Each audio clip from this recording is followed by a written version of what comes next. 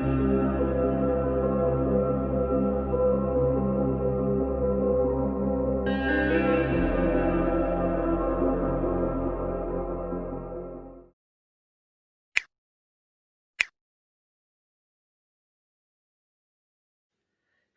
welcome to Finance Matters 101. My name is Girish, and in today's video we are going to talk about the IPO which is coming to the market this Monday, the September the 21st, which is your CAMS IPO, Computer Age Management Services.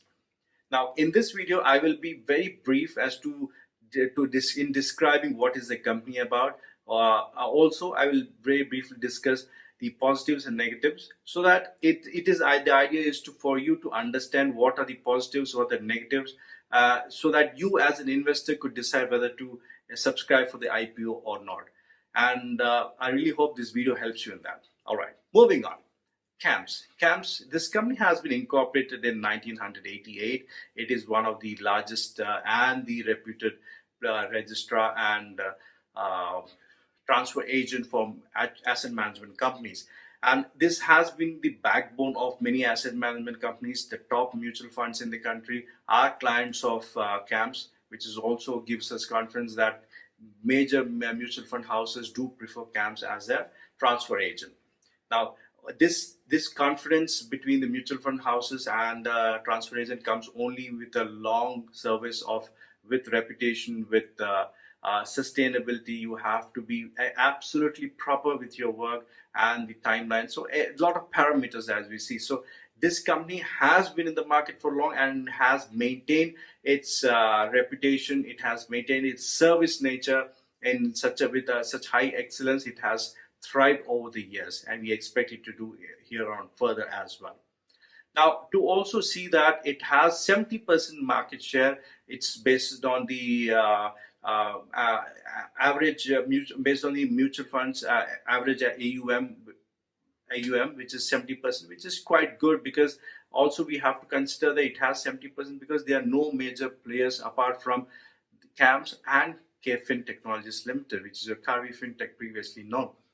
So no major players, no much competition in the market does help this company to grow invariably, and also to have much more better client base. Yes, that is very good, because that has given a major lifeline source for this company, wherein 86% of the revenue that is generated for this company is from the fees that is being paid from the mutual fund houses.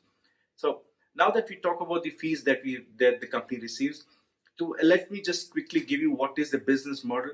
The business model is very simple of this company. The higher the AUM, the higher the fee. So whatever the AUM is whatever the AUM is, the price is directly proportional to that, is directly based on that. So as the AUM grows, the fees also grows, the revenue also grows, the profitability also grows. Now, apart from this, the company also has been slowly diversifying into multiple services since the past 5 to 10 years, if I have to say. It is a technology-based technology services partner for private equity firms, private insurance firms, then your banks, NBFCs. It is also into AIF, which is your alternative investment funds, and also into insurance repository. About alternative insurance funds, it has a good number of 77 clients with the average AUM of 16,000 crore, which is quite good, I should say. And when it comes to insurance repository, it is having 39% of the market share with 2.9 million policies held. Now, again, there is very limited competition in these line of businesses also, because when it comes to AIF, the major competitor for CAMS would be again KFin Technologies Private Limited. Now, when it comes to insurance repository, there are a few other players like your NSDL, CSDL, and KFin Technologies Private Limited, Kari repositories. I'm sorry. So, considering the less competition, then the players are very less. So it gives a good opportunity for this company to grow faster. Because normally when there are more players, your growth will always be considerably slow, or it is very restricted. But less number of players and more business coming to a certain player who has been quite reputed, so it helps the business grow quite much. Now, Also, to see how this how does it give confidence, we have to also consider the co-owners of this company, which I have to specifically mention, because I personally feel that the promoters and the co-owners are also a major part in boosting investor confidence, because based on the history of the promoter or the co-owners of this company, how they have, or how their previous investments have gone or thrived in the past, it builds a certain amount of confidence, it builds a certain amount of rapport, saying that it is going to go good. They will invest only if this has a lot of potential into it. So the retail investor like us would also feel the same. Now, there are four co-owners for this company. One would be your NSE Investments Limited, which is a subsidiary of NSE. Then you have your Warburg Pincus. Then you have your ACSYS Investments. Then you have, and lastly, your HDFC Group. Now, these names always ring a bell because these are the major players in investment. So we feel, I personally, as a retail investor, feel confident that this company does have a lot of potential. That is why these companies have a majority shares in this company and co-own it. Now, enough about this company as the description and what it does. Now, let us get into the positives and negatives so that it would really help you to decide. Now, firstly, let's start with the positive. As we initially discussed, it is the largest and most reputed registrar and transfer agent for asset management companies, which goes without saying that that is certainly a positive sign. And also, it is very well widespread across the country with 278 contact centers. So it is good, and also it has very marginal or negligible debt for the company. So less debt is always good, and also it is an asset light company, which means that whatever profit is coming into the company is directly going back to the investors. Imagine this: since the profit after tax is higher, so it has to be paid to back to the investors as a dividend. So now, since it's not listed, now further on when it's listed, there's a high possibility that we would be yielding a lot of dividend from this company. Also, it is cash rich. Now, cash rich companies are also good. However, I personally feel that a company which has an equilibrium, good equity to debt ratio is always good. However, cash rich companies are also good. Like we have Apple, it's a cash rich company. As long as the company knows how to deal with its cash, it is fine. So now that we have good amount of positives, let us see the negatives also. Now, as we discussed earlier, 86% of its revenue is generated from the mutual funds, from the fees generated from the mutual fund houses. Now, in the recent past, the expense to the client has been reducing, which means the profitability of the companies like CAMS is going to get affected. So as long as these mutual fund houses grow their AUMs, it is fine. If it is not growing, then there is a lot of impact for companies like CAMS. So that is something we have to consider, especially when a company is having a major lifeline, a major revenue source from such business.